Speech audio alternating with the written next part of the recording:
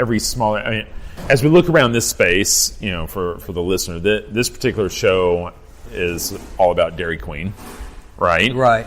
And so we're looking at where are we at? Like 35 pieces or so. It's there are quite a few, but Dairy Queen is a big part of small town Texas culture, right? Oh yeah. And the funny thing is, I'm really nostalgic about Dairy Queen, and I think there's something about the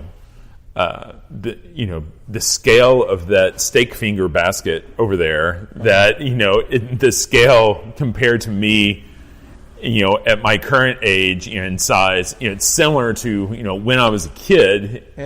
That's what the scale would have been. Right? Yeah, right. But so I think there's something kind of charming about the scale being so big and tied to those memories of when we were kids. And for me, like a banana split, I always remember it as being huge. Right. Like that was the thing that you really coveted, was like a giant, like more ice cream than you can eat. Right. And as a kid, that's a lot. And so in memory, the banana split was always really big. Right. And it's also in memory, it was important. So it's bigger. So when I made the banana split here for this show, I had to make it, as big as I could. Right. Because it's like, yes. Yeah. So so like the banana split, is it in components? I mean, is it assemblage, or is it solid? No, it's assembled. Right. Yeah, it's in a number of different pieces. Like the boat part is in plywood, and then the banana itself was a log I split in half, right, and shaped. And then the ice creams are the biggest part was a hollow box. Wow. I built with like 2-inch thick wood, and then the next two pieces, the next two dollops or whatever, right, are solid wood. Right. So most of it is wood, but it was built. Sure. It wasn't just like one giant chunk that I hacked out of a redwood or something. Right. Do you ever do that? Do you ever just... I do, but I just kind of feel like I've taken, made objects from a single piece, and it just depends on what it is, but usually there's just a more economical way of making something. Sure. It's like, you can take a smaller piece of wood and add an arm instead of like hacking it away from... Right. Yeah, from a giant piece of wood. Sure. So, yeah, and kind of just... Yeah, more like a... Well, you figure it's not that important to me to show that it's from one single piece. Right. But I do make a lot of things from a single piece. Like, the sundaes are all from single pieces. Wow. But I added the spoon and the pecans and and like the blizzard's one single piece. It's just a log from the yard. Wow. And the like all the sundaes and the sodas are just one piece. And I carved the curl on top. Sure. But the straw is made from a different piece. Right. So it's stuff like that. And so, what's your process like? Do you start with chainsaw or? Well, yeah. Usually, I'll have a log, and I'll just cut it in sections with the chainsaw. Right. And then sometimes I'll remove some of the excess, the material with a small chainsaw. I have a little tiny trim chainsaw. Uh-huh. And then it comes, then you start with your most aggressive tools first, and then sometimes I have an angle grinder that has a chainsaw bit on it, and then you can change that into, it has a real aggressive disc, and then a disc sander, and then a smaller belt sander, and right, and then and I use chisels a lot and a mallet, but. Sure.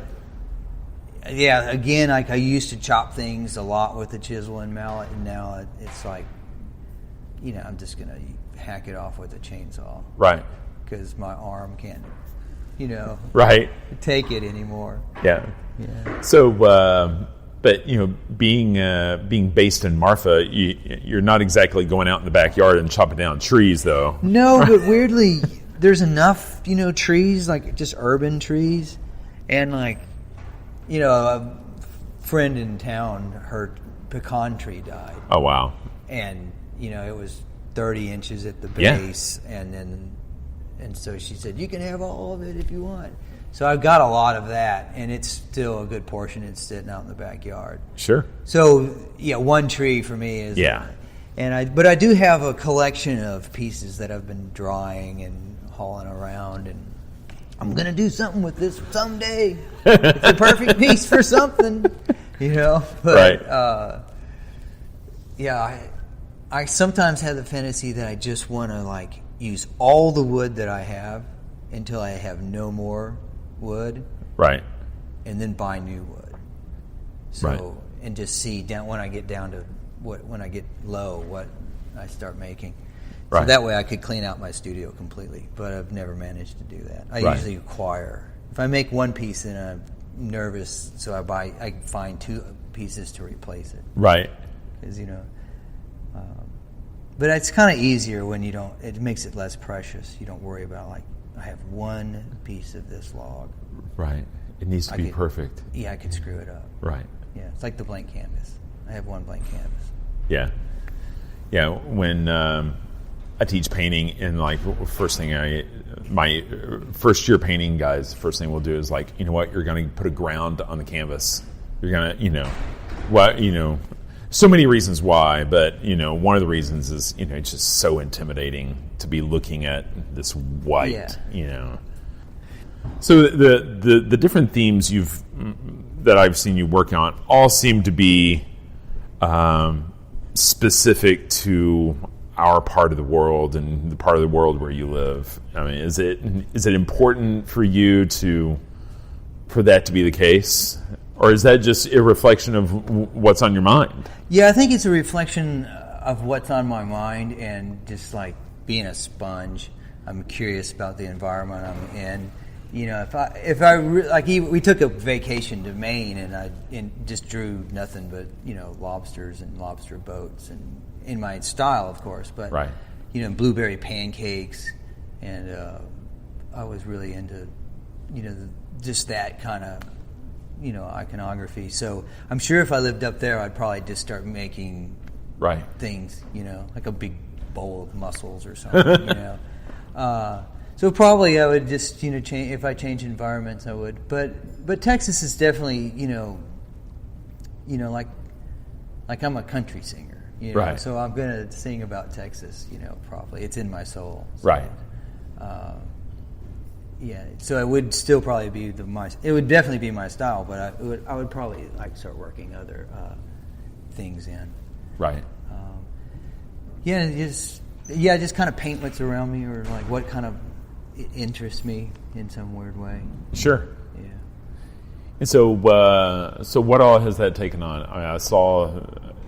I see some border. I've seen some border themes. Yeah, in your that's work. when it started. When I moved to when I was in Dallas, I was doing kind of urban scenes in the skyline, and there was always a lot of cars in all my paintings and freeways in my paintings.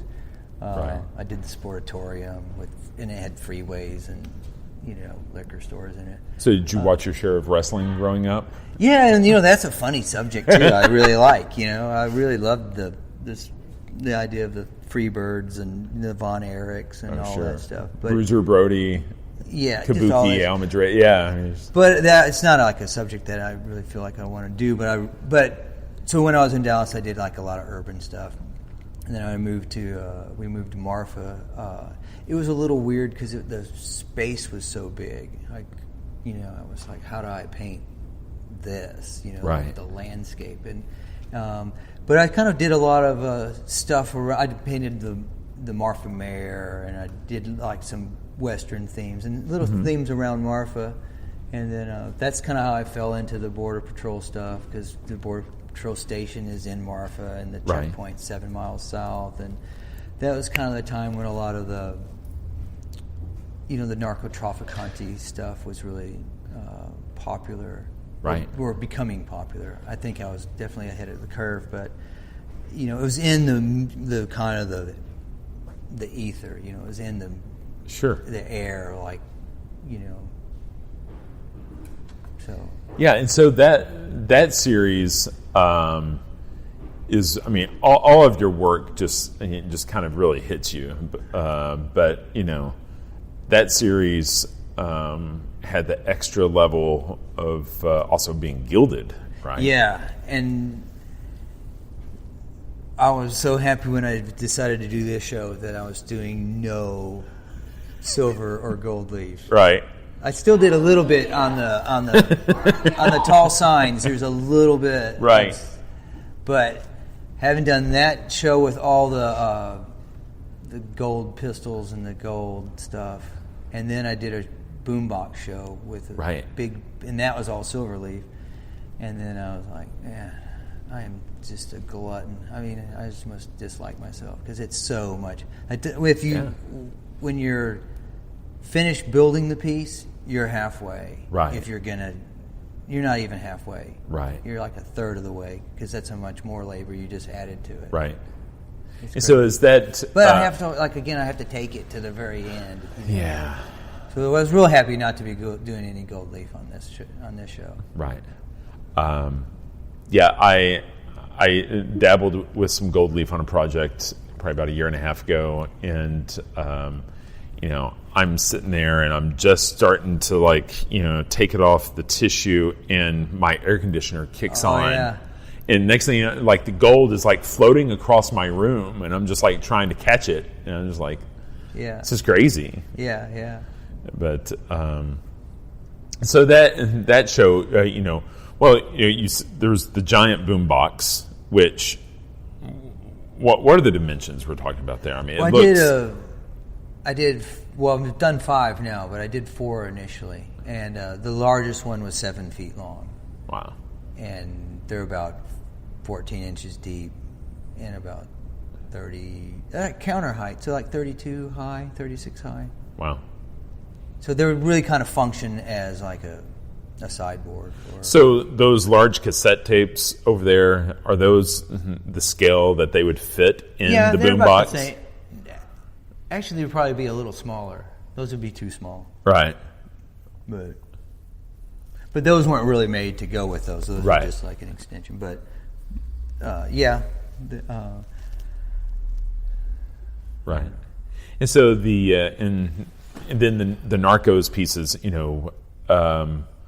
I think some of the more, all the pieces I saw from that are just really smack you in the face. I mean, just attention grabbers. The giant gilded skulls. And the pistols. Were that.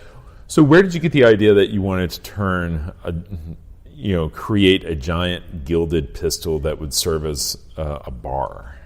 Well, the gilded pistols, the custom decorated pistols goes back, all the way when people first started buying or making guns. They would make them really fancy. They were very expensive things, objects, even the earliest, firearms were very expensive and the very cutting edge of technology, and so they were, and they were highly decorated. And hunting rifles are highly decorated. So a lot of guns are very highly decorated.